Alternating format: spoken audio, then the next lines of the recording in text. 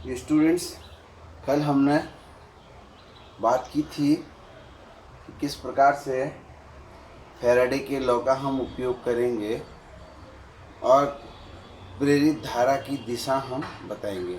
आज एक आध दो और उदाहरण मैं आपको बताना चाहूँगा जिसमें हम प्रेरित धारा की दिशा बताएंगे। प्रेरित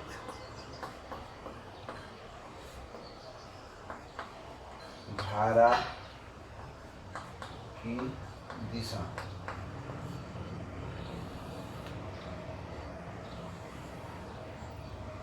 प्रेरित धारा की दिशा।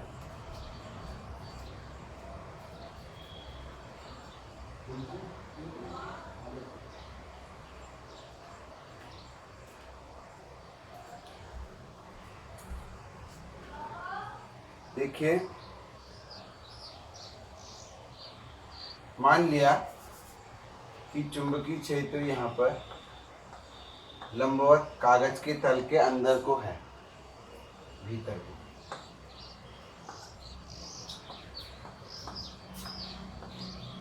मान लिया प्रेरित धारा की दिशा हम जो है निकालना सीखते हैं। बहुत सारी सिचुएशन ऐसी बनेंगी अभी कि आप उसको देखेंगे तो आपको अंदाज आएगा। मान लिया ये कोई कुंडली है हमारी और हम इसको बाहर को खिसका रहे हैं। ये गति, यहाँ हमने इसको मोशन की डायरेक्शन में दे रखा है। जब हम इसको खिसकाएंगे तो ये चुंबकीय क्षेत्र से बाहर आनी शुरू होगी और आपको पता है कि फाई बराबर चुंबकीय फ्लक्स जो है बी ए कॉस थीटा होता है। यहाँ पे थीटा मान लिया अंदर ही कोई शून्य है, बी ए भी अंदर को है, बी भी अंदर को है, शून्य है, ठीक हो गया। बी भी फिक्स है, यहाँ पे कांस्टेंट भी है। लेकिन ए जैसे जैसे कुंडली बाहर आती जाएगी इसका चुंबकीय क्षेत्र में जो एरिया है वो कम होता जाएगा, तो फ्लक्स चेंज हो रहा है, ये तो पता लग रहा है। सबसे पहले तो आपको ये देखना है कि किसी सीन में, किसी सिचुएशन में फ्लक्स चेंज हो रहा है कि नहीं। अगर फ्लक्स चेंज होगा केवल तभी विद्युत वाहक बल प्रेरित होगा। तो क्योंकि हमें पता है कि कुंडली यहाँ पे धीरे धीरे चुंबकीय क्षेत्र से बाहर आ रही है तो फ्लक्स तो चेंज होगा। तो इसका मैंने डेफिनेटली जो है यहाँ पर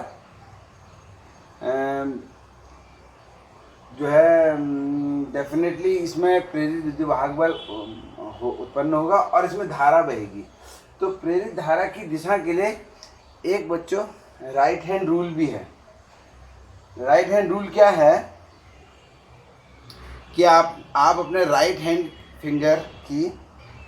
की तीनों फिंगर्स जो हैं वो म्यूचुअली परपेंडिकुलर आपस में लंबवत रख लीजिए, फर्स्ट थ्री फिंगर्स। तो अगर फर्स्ट फिंगर बी है, इंडेक्स फिंगर बी की ओर है, तो जैसे बी अंदर को है, और थंब अगर मोशन की डायरेक्शन है, कुछ कंडक्टर चल रहा है, जैसे यहाँ पर ये कंडक्टर जो है जब हम बाहर को लाएंगे तो ये चलेगा, तो ये मोशन की डायरेक्शन हो जाएगी।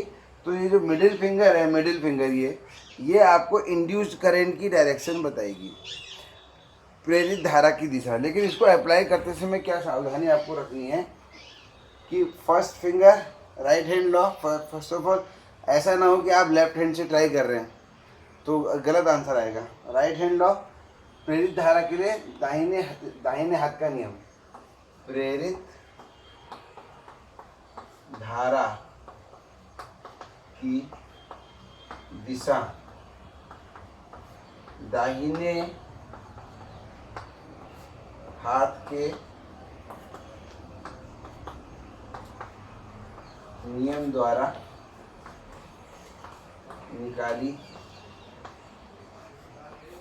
जा सकती है।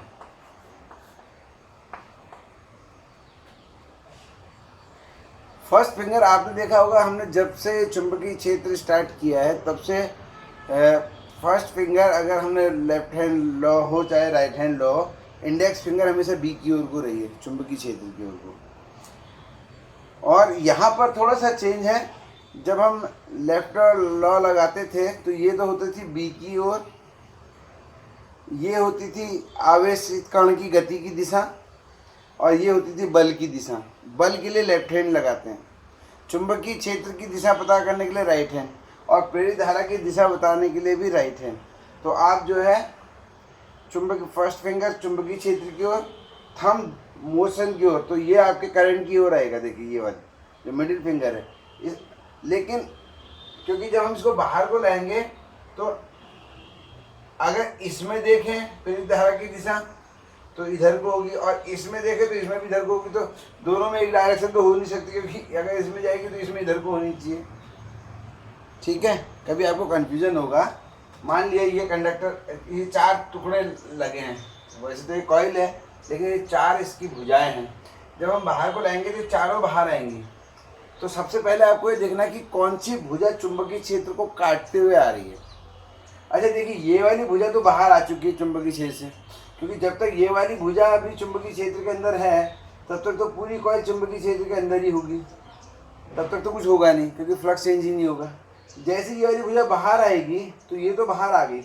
अब ये वाली भुजा देखिए आप चुंबकीय क्षेत्र को काटते हुए आ रही, और ये दोनों काटेंगी नहीं, तो इन दोनों में यहाँ अप्लाई नहीं करेंगे और इस पर भी अप्लाई नहीं करेंगे, केवल इस वाले पे अप्लाई होगा। ठीक है, फिर से समझ लीजिए कि अगर कोई हम प्रेरित धारा की दिशा निकाल लें तो प्रेरित धारा किस दिशा में होगी, तो इसके लिए हमने कहा कि जी हम इसको चलाएंगे तो ये जैसे ही बाहर आना शुरू होगा फ्लक्स चेंज होगा, फ्लक्स चेंज होगा तो धारा बहेगी। तो धारा की दिशा में ABC MNOP,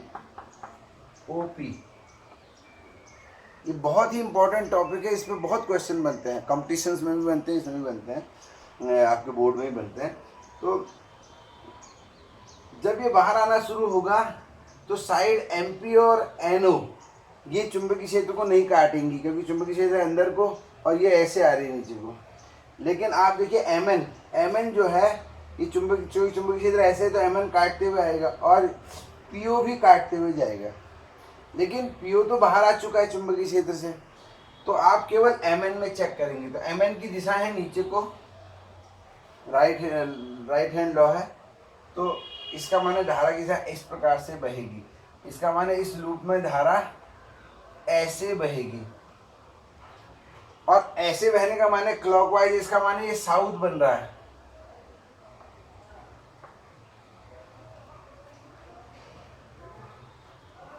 और आप जानते हैं साउथ क्या करता है, मैग्नेटिक फ्लक्स को अपनी ओर खींचता है, और नॉर्थ जो है, कभी भी मैग्नेट को आप देखिए तो मैग्नेट का जो साउथ है वो फ्लक्स को अपनी ओर को अट्रैक्ट करता है, ऐसे समझिए, और नॉर्थ जो है फ्लक्स को बाहर को भेजता है।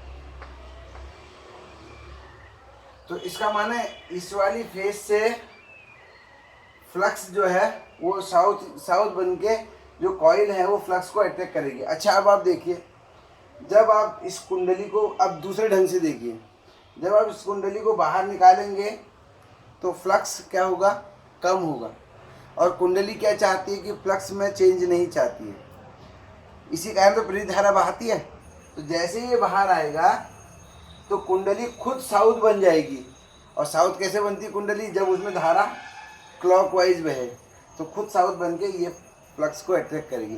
तो इस ढंग से आप प्रेरित धारा की दिशा यहाँ पर बता सकते हैं। कि होप कि तुम्हारी समझ में आ गया होगा। ठीक है, उदाहरण नंबर 2, यहाँ प्रेरित धारा, यहाँ प्रेरित धारा क्लॉकवाइज, आप इंग्लिश में भी लिख सकते हैं, कोई दिक्कत नहीं, क्लॉकवाइज बहेगी। अब देखिए मैं दूसरा इसमें एक एग्जांपल और बताता हूँ ताकि आपको थोड़ा सा और स्पष्ट हो जाए।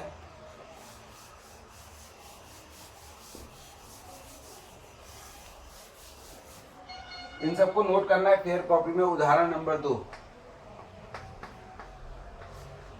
अब की बार हमने चुंबकीय क्षेत्र फिर से यूनिफॉर्म लिया है और ब्लैक बोर्ड के तल के लंबवत लिया है, बट इस समय बाहर की ओर को है, तो बाहर को हम इसे ऐसे दिखाते हैं। एक समान चुंबकीय क्षेत्र लिया है, मान लीजिए चुंबकीय क्षेत्र B है, और अब जो है कुंडली अंदर को आ रही है, ये गति की दिशा है। तो जब तक ये चुंबकीय क्षेत्र में प्रवेश नहीं करेगी तब तक तो फ्लक्स में कोई चेंज आएगा नहीं। अभी फ्लक्स शून्य है, तो थोड़ा यहाँ तक फ्लक्स शून्य ही रहेगा।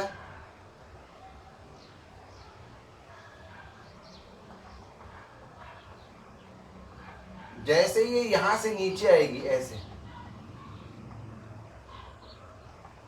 अब इसमें क्योंकि अब जो है फ्लक्स यहाँ पर चेंज होने लग गया है, तो अब जो है प्रेरित धारा की दिशा, अब प्रेरित धारा इस वाले थर्ड वाले में बहेगी।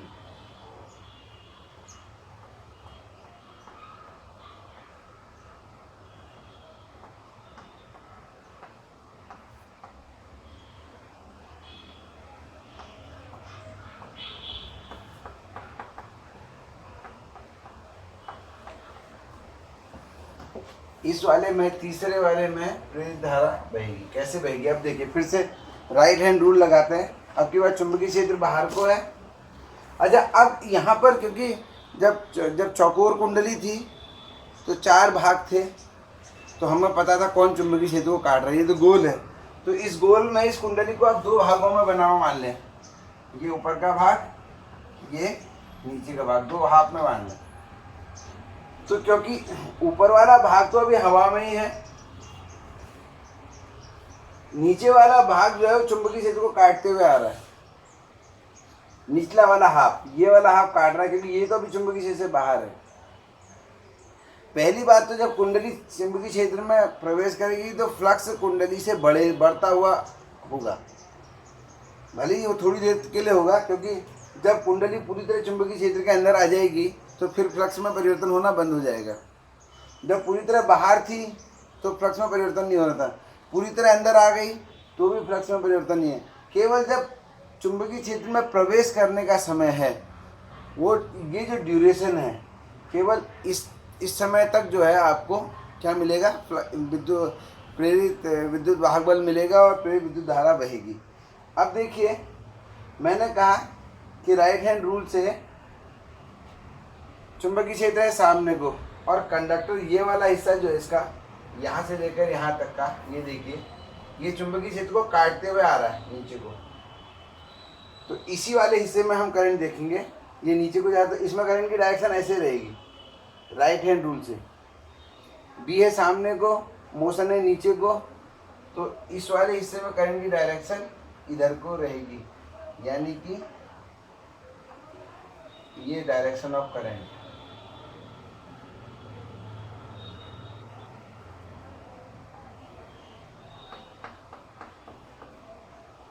तो इस वाले में बच्चों करंट बह जाएगी। और अभी आप देखिए, ये फिर से इसकी डायरेक्शन क्लॉकवाइज है, तो करंट जो है ये क्या बन जाएगा, ये खुद साउथ की, इसका ये वाला जो सामने हमारी और जो फेस है इसका, क्योंकि कुंडली के 2 फेस होते हैं, अगर सामने से देखें तो ये वाला फेस, इसमें ये जो साउथ बन जाएगा, क्योंकि डायरेक्शन ऑफ करंट ऐसे है, तो दिस विल बिकम साउथ। तो हम लिखेंगे जैसे ही कुंडली चुंबकीय क्षेत्र में प्रवेश करने लगेगी,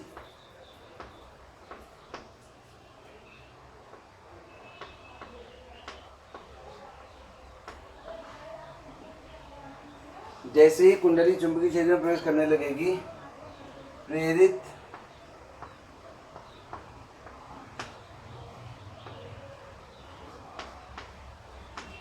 धारा की दिशा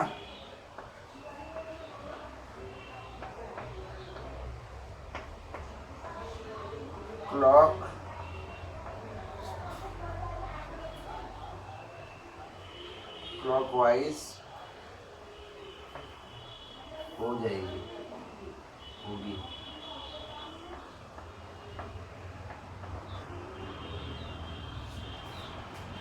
लेकिन जब कुंडली पूरी तरह चुंबकीय क्षेत्र में आ चुकी होगी, now there is no change of flux, क्योंकि अब कुंडली में जैसे कुंडली यहाँ तक आ गई है, इसके बाद नीचे यहाँ पर फ्लक्स तो जा रहा है कुंडली से, बट चेंज नहीं हो रहा है।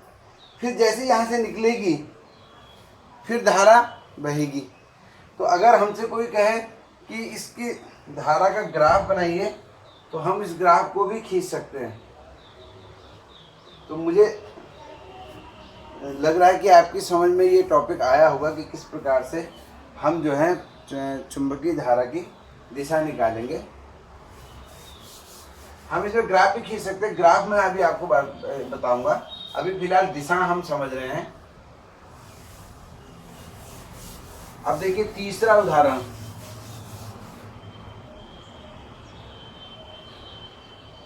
उदाहरण नंबर 3। मान लिया एक इस प्रकार से स्ट्रेट वायर है जिसमें करंट बह रही है आई, और यहाँ पर एक कुंडली ऐसे रखी है। यदि आई का मान धीरे धीरे बढ़ता जाए,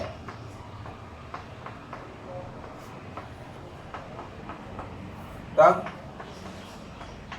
कुंडली में प्रेरित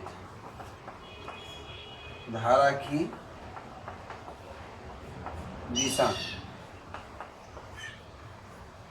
यदि आई का मान धीरे धीरे बढ़ता जाए तब कुंडली में प्रेरित धारा की दिशा। अब देखिए, आप जानते हैं जब किसी वायर में करंट बहती है तो उसके आसपास मैग्नेटिक फील्ड हो जाता है। तो इस इलाके में जो मैग्नेटिक फील्ड है बच्चों अंदर की ओर को होगा,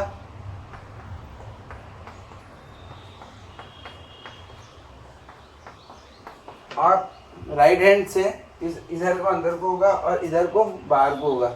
मैंने आपको बताया है कि चुंबकीय क्षेत्र की दिशा निकालने के लिए हम राइट हैंड का प्रयोग करते हैं। तो यहाँ पर बाहर को होगा, यहाँ पर अंदर को होगा, इस प्रकार से जो है। तो मेरे ख्याल से क्वेश्चन आपने नोट कर लिया। यदि आई धारा का मान धीरे धीरे बढ़ता जाए तो कुंडली में प्रेरित धारा की दिशा हमें बतानी है। और इस तरफ जो है बच्चों चुंबकीय क्षेत्र ऐसा होगा।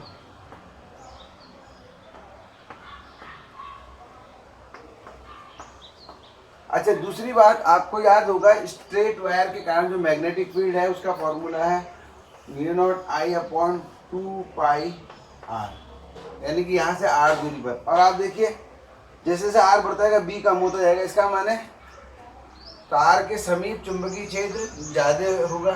तो ज़्यादा चुंबकीय क्षेत्र को कैसे दिखाते हैं? नज़दीक नज़दीक लाइनों से।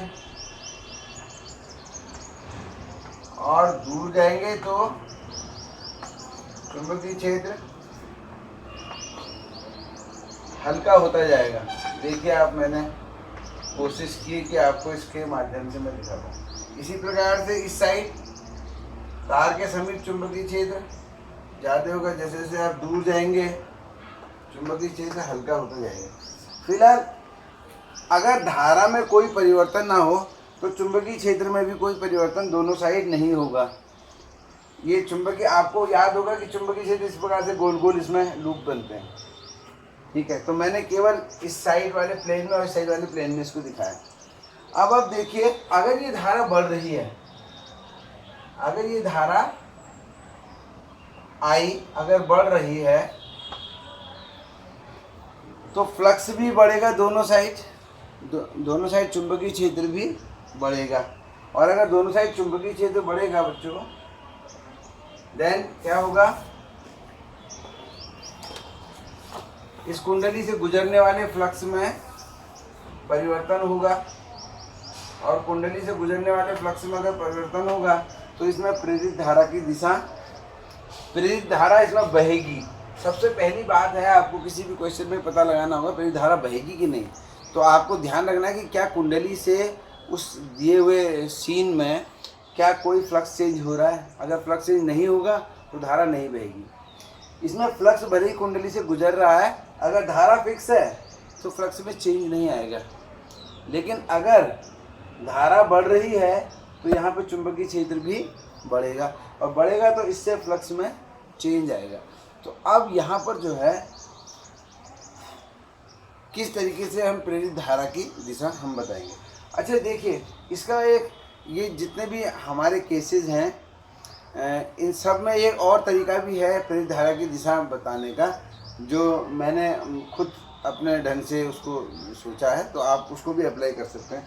सबसे पहले आप किसी भी सीन में आप देखिए दो प्रकार की बातें होती हैं, या तो कुंडली से फ्लक्स में वृद्धि हो रही होती है, बढ़ रहा होता है, या कुंडली से फ्लक्स कम हो रहा होता है। तो सबसे पहले तो आप ये देख लीजिए कि क्या कुंडली में फ्लक्स बढ़ रहा है या घट रहा है। फर्स्ट स्टेप, पता लगाना है, पता लगाइए कि फ्लक्स बढ़ रहा है या घट रहा है। This is the first step. और इसके बाद जो है सेकंड स्टेप क्या है, देखिए। अब आप देखिए कुंडली के दो फेस होते हैं, फ्लक्स किस फेस से कुंडली में प्रवेश कर रहा है। फ्लक्स किस तरफ से कुंडली में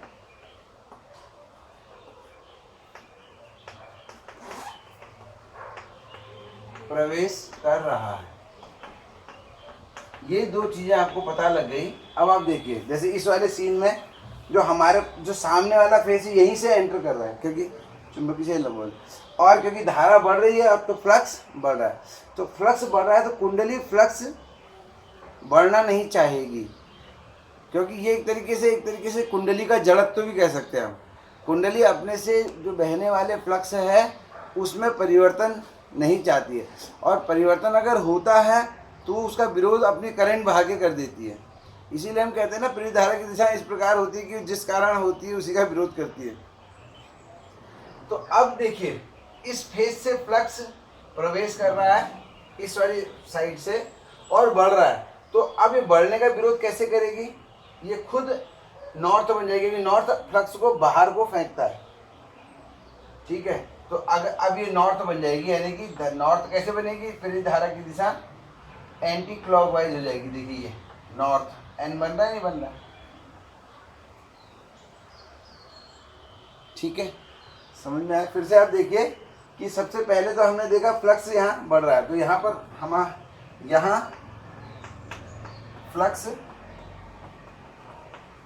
बढ़ रहा है। दूसरा, सामने वाले फेज से ही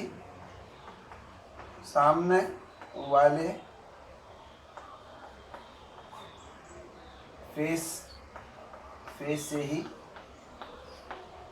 प्रवेश कर रहा है।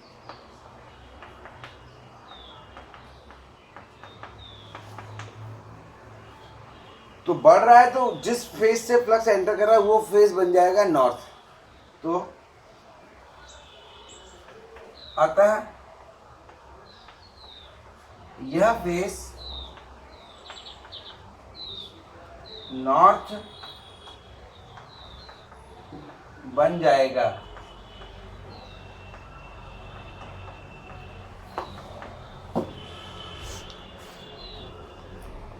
धारा एंटी क्लॉकवाइज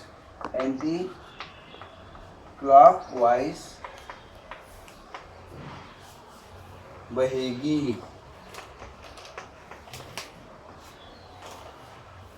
चलिए इसी में मैं एक और ऐड कर लेता हूं। अगर कुंडली इधर भी है,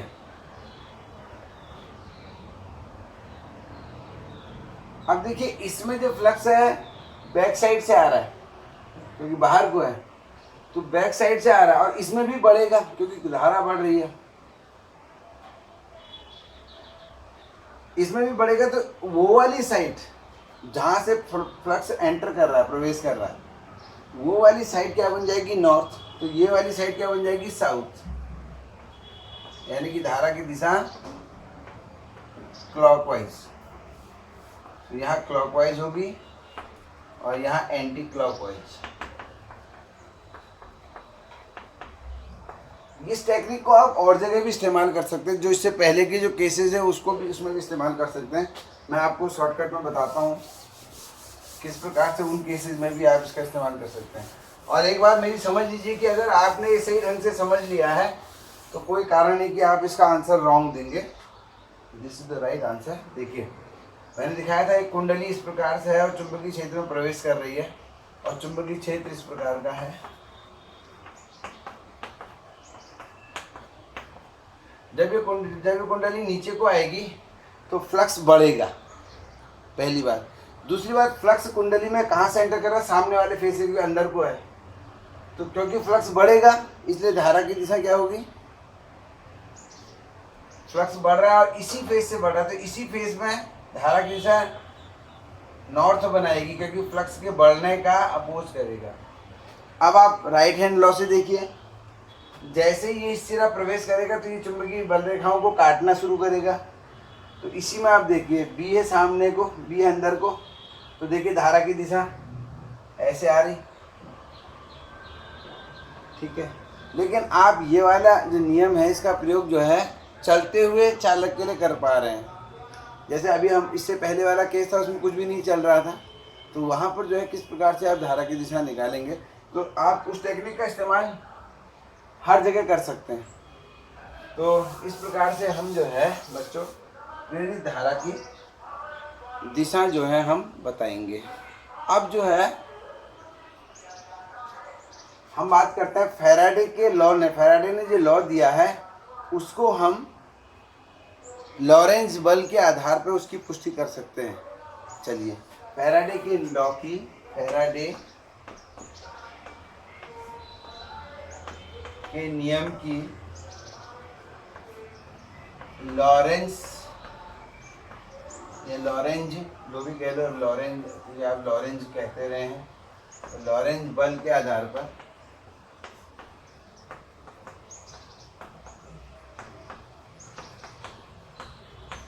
पुष्टि।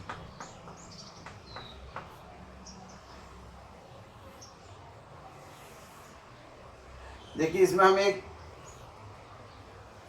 यू आकार का एक कंडक्टर ले लेते हैं। इस प्रकार से यू आकार का एक फ्रेम है, मेटल फ्रेम है, और इसमें एक तार है जो ऐसे रखा हुआ है Mn, और ये PQRS फ्रेम है, और ये जो Mn है इसमें खिसक सकता है, मूवेबल है, और इस स्थान पर जो चुंबकीय क्षेत्र है एक समान है, मान लिया अंदर को है।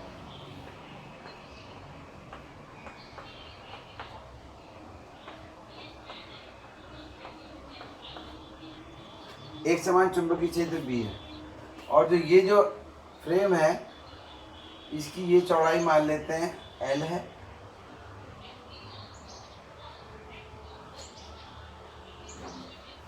तो ये सारी स्पेसिफिकेशन जो मैंने आपको बताई है हमें लिख भी सकते हैं, तो हम नहीं लिखना चाहें तो नहीं भी लिख सकते हैं। यहाँ पे लिख देते हैं माना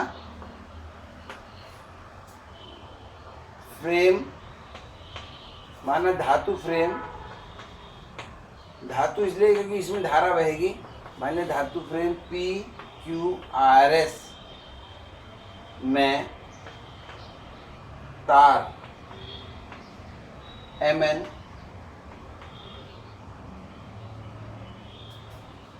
भुजा QR के समांतर पैरेलल V की चाल से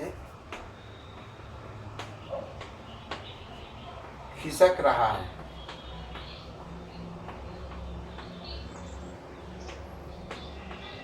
ये जो चालक है हमारा इसके समांतर QR के पैरेलल ऐसे ऐसे चल रहा है और V की स्पीड से।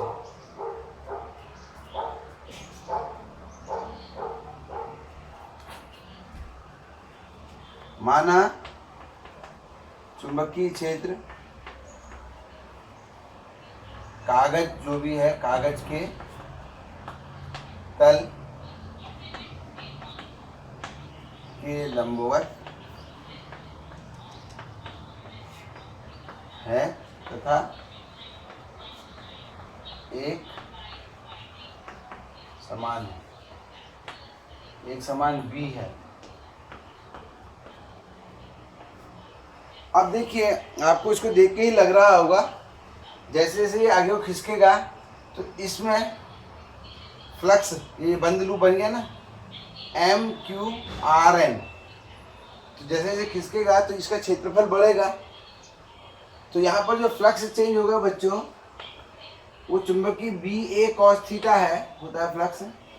तो B तो फिक्स है और थीटा भी, क्योंकि चुंबकीय इस कॉइल का जो एरिया वेक्टर है वो अंदर को है। A में चेंज आ रहा है लेकिन थीटा में कोई चेंज नहीं है, इसमें कोई चेंज नहीं है। यानी कि यहाँ पे जो फ्लक्स चेंज हो रहा है केवल एरिया चेंज होने से हो रहा है। और आप जानते हैं कि फ्लक्स किसी भी तरीके से चेंज हो, चाहे B चेंज हो, चाहे A चेंज हो, चाहे थीटा चेंज हो, तो आपका जो है इस लूप में विद्युत वाहक बल प्रेरित हो जाएगा फैराडे के नियम के अनुसार, और इसमें एक प्रेरित धारा की दिशा बहेगी। अभी मैंने आपको प्रेरित धारा की दिशा निकालने की टेक्निक बताई थी। मैंने कहा था पहले तो आप ये देख लीजिए फ्लक्स बढ़ रहा है कि घट रहा है, क्योंकि ये आगे को जा रहा है तो फ्लक्स बढ़ेगा कि घटेगा, सोचिए। तो ये बढ़ेगा, फ्लक्स बढ़ेगा। दूसरी बात, फ्लक्स कौन से फेज से प्रवेश कर रहा है, यही सामने वाले से। तो ये वाला फेज क्या बन जाएगा, फ्लक्स बढ़ रहा है तो ये बन जाएगा नॉर्थ, यानी कि धारा की दिशा N फॉर्म करेगी, N बनाएगी यहाँ पर। यानी कि धारा इस प्रकार से इसमें बहेगी, ऐसे। मान लिया इसमें धारा I बह रही है, ठीक है। तो हमें बताना है कि अगर ये V वेग से चले तो इसमें विद्युत वाहक बल यानी कि EMF कितना प्रेरित होगा, एक तरीका। अच्छा, दूसरे ढंग से हम क्या करें, क्योंकि इस वायर में करंट बह रही है और ये वायर एक मैग्नेटिक फील्ड में रखा है B, और आपको पता है कि जब कोई करंट कैरिंग वायर जिसमें धारा बह रही हो, अगर वो चुंबकीय क्षेत्र में चले, चुंबकीय क्षेत्र में हो, तो उस पर एक बल लगता है। याद है कुछ? अगर कोई चुंबकीय क्षेत्र है B, इसमें कोई वायर है जिसमें करंट I बह रही है, थीटा एंगल अगर ये बना रहा है, तो चुंबकीय क्षेत्र में अगर ये है तो चुंबकीय क्षेत्र में धारावाही तार, यानी कि धारा, जिस तार में धारा बह रही है, ऐसा तार अगर रखा हो तो उसमें एक बल लगने लगता है। और ये जो बल है मैंने आपको बताया था बिल साइन थीटा। चुंबकीय क्षेत्र IL और साइन थीटा। कई बार बच्चे भूल जाते हैं कि साइन थीटा था या कॉस थीटा था, क्योंकि कुछ सूत्रों में साइन थीटा आता है, कुछ में कॉस थीटा आता है। सबसे पहले आप ये देख लीजिए कि जिस भौतिक राशि का सूत्र है वो वेक्टर है कि स्केलर है। अगर वो वेक्टर है तो वेक्टर वाले में कभी भी कॉस नहीं आ सकता, क्योंकि कॉस जो है वो डॉट गुणन में आता है, अदिश गुणन में। तो उसमें वेक्टर अगर है तो वो साइन थीटा ही होगा। और अगर वो स्केलर है यानी कि अदिश राशि है तो डॉट गुणन में कॉस थीटा आता है, तो तभी कॉस थीटा आएगा। जैसे आप याद कीजिए कि डायपोल को घुमाने में वर्क क्या था, P cos theta 1 minus cos theta 2 work है, तो अदिश राशि है, अदिश में कॉस आएगा।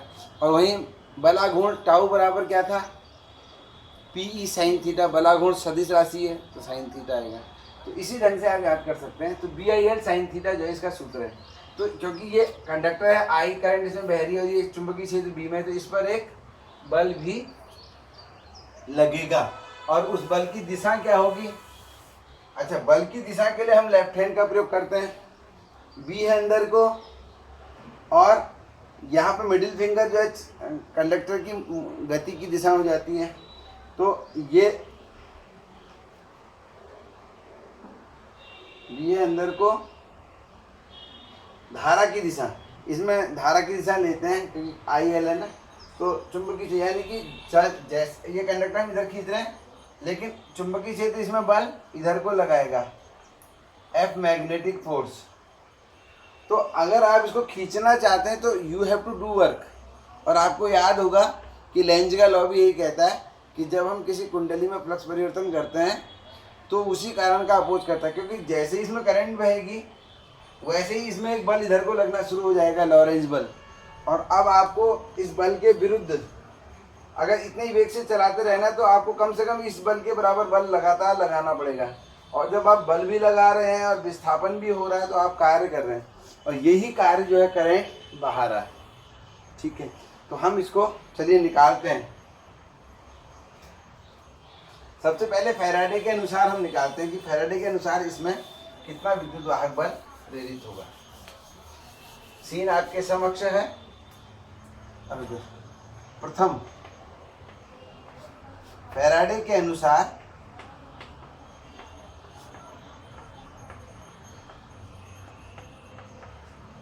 कुंडली में विद्युत वाहक बल E बराबर होता है बच्चों डेल्टा फाइव बटे डेल्टा टी। मान लिया डेल्टा टी समय में ये जो वायर है खिसक के यहाँ से यहाँ पहुँच गया, एम से एन डैश। ये जो दूरी इसने चली यहाँ से लेकर यहाँ तक, ये डेल्टा टी समय में चली।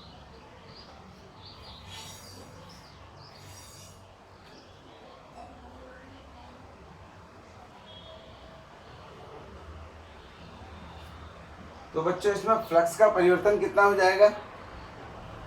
शुरू में फ्लक्स कितना था? अच्छा, फ्लक्स का परिवर्तन केवल इतने एरिया से गुजरने वाला फ्लक्स ही बड़ा है, क्योंकि इतना तो पहले से था ही था इसमें फ्लक्स। इसके यहाँ से यहाँ खिसकने से इतना फ्लक्स चेंज आया। यहाँ पे डेल्टा फाइव निकाल लेंगे। माना तार एम एन डेल्टा टी समय में एम डैश एन डैश पर पहुंचता है।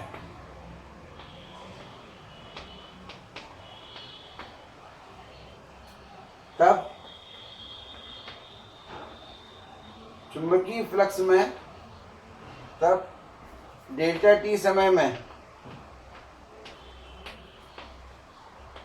चुंबकीय फ्लक्स परिवर्तन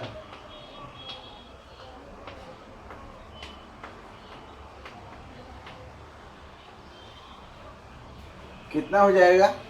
मान ली इसका एरिया ए है तो फाई वन कितना होगा? डेल्टा फाइव बराबर phi two minus phi one. और फाई टू कितना है? पहले फाई वन तो बच्चों हमारा बी ए हो जाएगा, बी इंटू ए, क्योंकि इसमें कॉइल का जो थीटा है एरिया भी अंदर को है और मैग्नेटिक फील्ड भी अंदर को, तो थीटा शून्य है, इसलिए बी ए कॉस थीटा में थीटा शून्य। और जो फाई टू होगा वो क्या होगा? इतना एरिया ए प्लस इतना एरिया, नया एरिया हो जाएगा बी, फाई टू की जगह B into A plus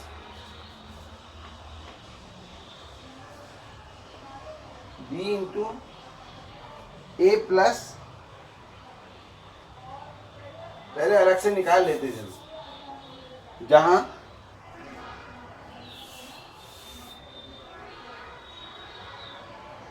phi one बराबर बी इंटू ए, यहाँ पर हम लिख देते हैं यहाँ area M Q R N बराबर ए है, माना। तो फाई वन तो हो गया बी, और phi two B into A plus ये वाला एरिया ए प्लस क्षेत्रफल M dash N dash N, M dash N dash N. इसकी वैल्यू निकाल लेते हैं।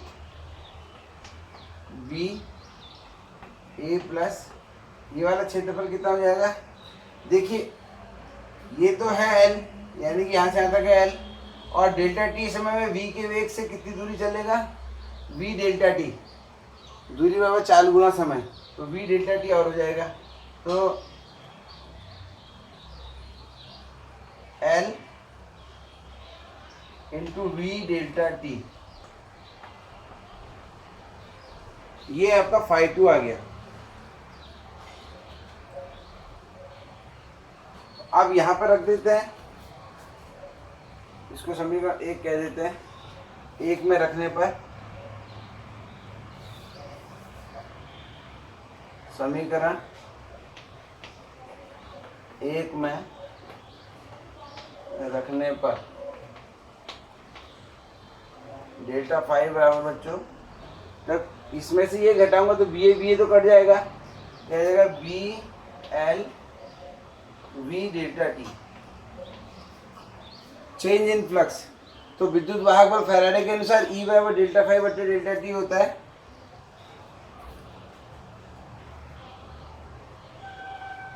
अतः ई बराबर, यहाँ पर माइनस भी लगता है लेंज का लॉ का, लेकिन हमने माइनस फिलहाल अभी छोड़ रखा, केवल हम बताना चाहते हैं कि कितना परिमाण होगा, परिमाण निकाल लें केवल हम।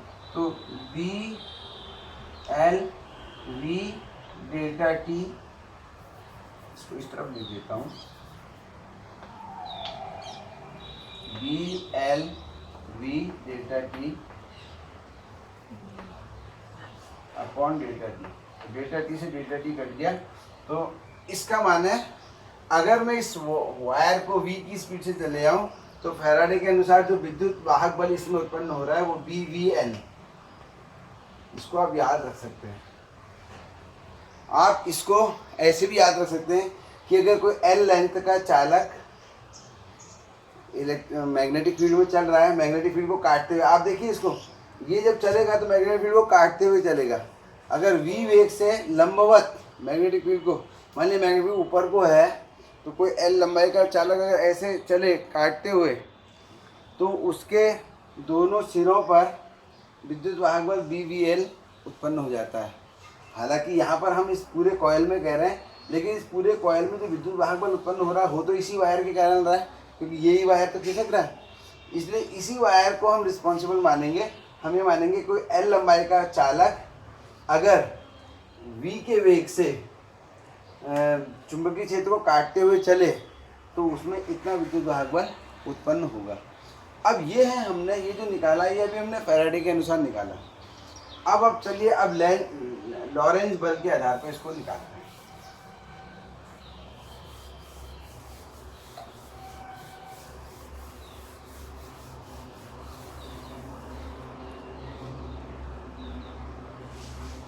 द्वितीय लॉरेंज बल के आधार पर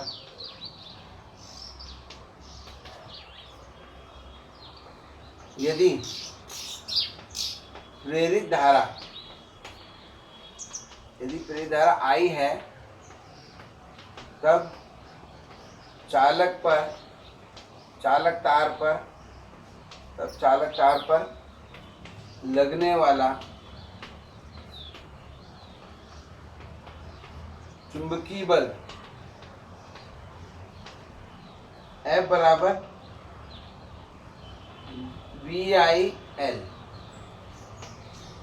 क्योंकि यहाँ पर साइन थीटा VIL साइन 90, देखिए कैसे 90, V है अंदर को लेफ्ट हैंड से निकालेंगे, V है अंदर को, और कंडक्टर की दिशा M ऊपर को, तो M इधर को हो गया। तो थीटा लेते हैं, थीटा जो है यहाँ पर IL और B के बीच होता है, B अंदर को है और IL ऊपर को है, तो 90 अंश है, तो F बराबर VIL हो गया। ये इधर को बल लग रहा है, बल की दिशा इस दिशा में, यह बल चालक की गति का विरोध करता है। अतः चालक की गति को बनाए रखने के लिए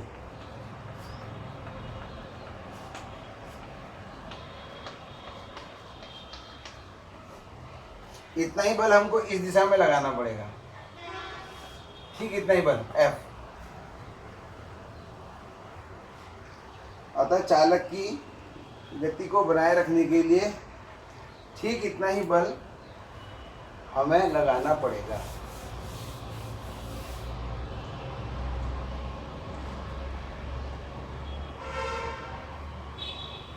तो चालक की गति को बनाए रखने के लिए ठीक इतना ही बल गति की दिशा में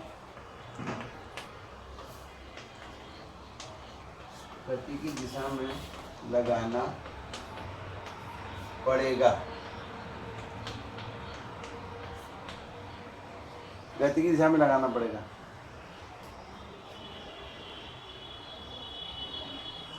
इसलिए डेल्टा टी समय में बल द्वारा किया गया कार्य कितना हो जाएगा? डेल्टा टी समय में देखिए चालक कहाँ से कहाँ पहुंच गया है, यहाँ से यहाँ पहुंच गया।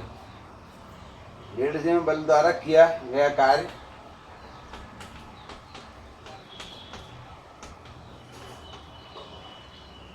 वहाँ होता है बल VIL गुणा विस्थापन। विस्थापन कितना हुआ? VIL कितना विस्थापन हुआ बताइए? यहाँ से यहाँ तक डेल्टा टी समय में V की चाल से कितनी दूरी चल देगा? V डेल्टा टी, इतना विस्थापन हो जाएगा। तो इतना कार्य हमें करना पड़ेगा। तो दिस इज अवर कार्य जो हमने किया। अच्छा, इतनी देर में आवेश कितना बढ़ जाएगा? डेल्टा टी समय में कुंडली से प्रवाहित आवेश Q बराबर क्या हो जाएगा? आवेश बराबर होता है I इंटू डेल्टा टी। इतना आवेश प्रवाहित हो जाएगा, यानी कि इतने आवेश को बहाने के लिए इतना कार्य करना पड़ेगा। और आप जानते हैं EMF की परिभाषा से आवेश को, एकांक आवेश को बहाने में किया गया कार्य ही विद्युत वाहक बल है। यानी कि इतना कार्य हमने इतना आवेश बहाने के लिए किया। इसलिए अतः प्रेरित विद्युत वाहक बल E बराबर क्या हो जाएगा? कार्य बट्टे आवेश। और आप देखिए इसमें हम VIL V delta T upon I delta T करेंगे तो आप देखिए I डेल्टा टी से I और डेल्टा टी कट गया तो क्या आ गया? VL वही आ गया जो फैराडे के नियम से हमने निकाला। इसका माने फैराडे का जो नियम है एकदम परफेक्ट है और लॉरेंज बल ने इसकी पुष्टि कर दी। देखिए मैं इसकी नटशेल, इसकी समरी आपको फिर से बता देता हूँ। हमने क्या किया था, एक यू फ्रेम लिया और उसमें एक चालक को हमने खिसकाया फ्रेम के ऊपर वी वेग से, और जब फ्रेम खिसकेगा तो फ्लक्स परिवर्तन होगा, और फ्लक्स परिवर्तन होगा तो विद्युत वाहक बल प्रेरित होगा। तो हमने पहले निकाला कि फ्लक्स परिवर्तन क्या हो रहा है और उससे विद्युत वाहक बल निकाला। ये था फैराडे का तरीका।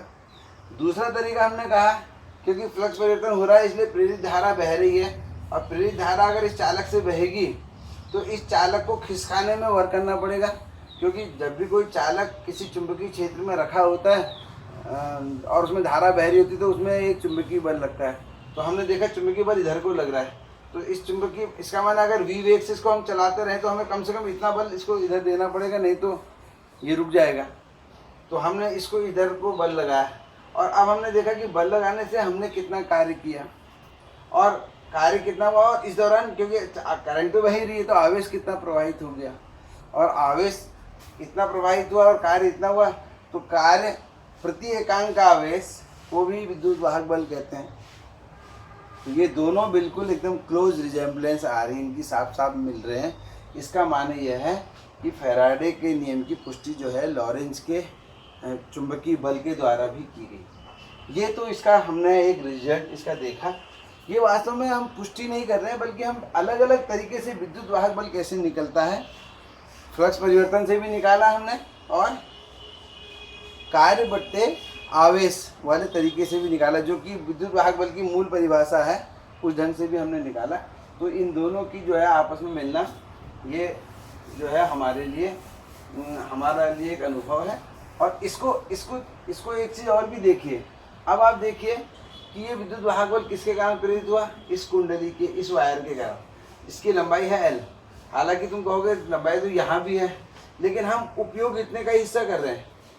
हमने इतने हिस्से में जो विद्युत वाहक बल उत्पन्न हुआ वही नापा है, ये वाले हिस्सा, क्योंकि ये भी जब चलेगा कंडक्टर तो ये पूरा हिस्सा चलेगा और ये पूरा ही चुंबकीय क्षेत्र को काटते हुए चलेगा। मान लीजिए यहाँ से लेकर यहाँ तक कैपिटल एल है, तो जब हम कैपिटल एल के चालक को वी के वेग से चलाएंगे तो इसमें जो विद्युत वाहक बल प्रेरित होगा वो वी और एल होगा। लेकिन हमने इतने हिस्से में जो विद्युत वाहक बल है उसका उपयोग इस कुंडली में धारा बहाने के लिए किया है, और इतने हिस्से की लंबाई एल है। तो यहाँ पर जो हम उपयोग कर रहे हैं वो हम वी स्मॉल एल का कर रहे हैं एक तरीके से देखा जाए। तो इसका मतलब ये नहीं कि ये वाले हिस्से में विद्युत वाहक बल प्रेरित नहीं हो रहा है। तो आप इसको ऐसे भी समझ लीजिए कि कोई भी अगर एक चालक है एल लंबाई का और चुंबकीय क्षेत्र को काटते हुए अगर ये चल रहा है, ये इससे हम एक कंक्लूजन ड्रॉ कर सकते हैं। अगर ये वी वेग से एक समान वेग से चल रहा है, भले कुंडली इसमें लगी हो या ना लगी हो, तो इसके इस सिरे और इस सिरे के बीच में जो विद्युत वाहक बल या विभवांतर, जो भी आप कह लो, विभवांतर या विद्युत वाहक बल, क्योंकि ये दोनों एक ही चीज़ है लगभग। तो ये जो है बच्चों वी और एल होगा, जहाँ एल इस चालक की लंबाई है। ये आपको ध्यान रखना है। ये इससे एक हम रिजल्ट भी ड्रॉ करते हैं कि अगर कोई एल लंबाई का चालक है। अच्छा, अब देखिए, अगर ये एल लंबाई का चालक चल ना रहा हो और इस प्रकार से घूम रहा हो ऐसे, और यहाँ चुंबकीय क्षेत्र हो, तो आप जानते हैं घूमते हुए क्या करेगा, घूमते हुए चुंबक को काटेगा, ऐसे करके काटेगा, ऐसे, और काटेगा तो इसके सिरों पर विद्युत वाहक बल उत्पन्न होगा, यानी कि इस सिरे और इस सिरे के बीच में विद्युत वाहक बल उत्पन्न होगा। लेकिन अभी दिक्कत क्या है, हम जानते हैं जब कोई कण घूमता है तो उस कण की जो स्पीड है उसकी त्रिज्या के अनुसार बदलती है। ये वाला रुका हुआ होगा और ये वाला मान लिया वी वेग से चल रहा है, तो इसकी औसत वेग में क्या लूँगा, 0 + v/2, यानी कि मैं यहाँ पर इस पूरे चालक को v/2 की स्पीड से चलता हुआ मानूंगा। और चुंबकीय क्षेत्र कितना है, मान लिया b है, और इस चालक की लंबाई मान लिया l है। तो इसके इस सिरे और इस सिरे के बीच में बच्चों कितना विद्युत वाहक बल होगा, ये एक न्यूमेरिकल भी है, आता है हर साल लगभग बोर्ड में आता है कि अगर एल लंबाई का एक चालक है ऐसे घूम रहा है चुंबकीय क्षेत्र को काटते हुए, तो उसके सिरों पर जो विद्युत वाहक बल है वो कितना प्रेरित होगा। तो v की जगह v/2 आ जाएगा, और l इतना विद्युत वाहक बल इसके इन दो सिरों पर उत्पन्न होगा। ये आपको ध्यान रखना है।